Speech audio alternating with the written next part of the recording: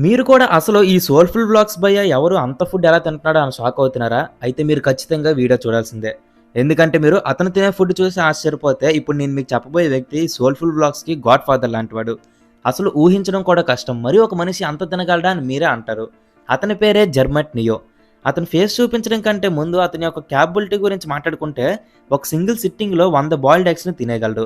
మరియు 8 కేజీల హైదరాబాద్ బిర్యానీ, ఇంకా 10 కేజీల నూడిల్స్ ఇలా ఇవన్నీ అతను ఒక్క సిట్టింగ్‌లోనే తినేయగలడు. ఇదంతా విని అతను ఏ 120, 130 కేజీలు ఉంటాడనుకుంటే మీరు అతని ఫోటో చూడాల్సిందే.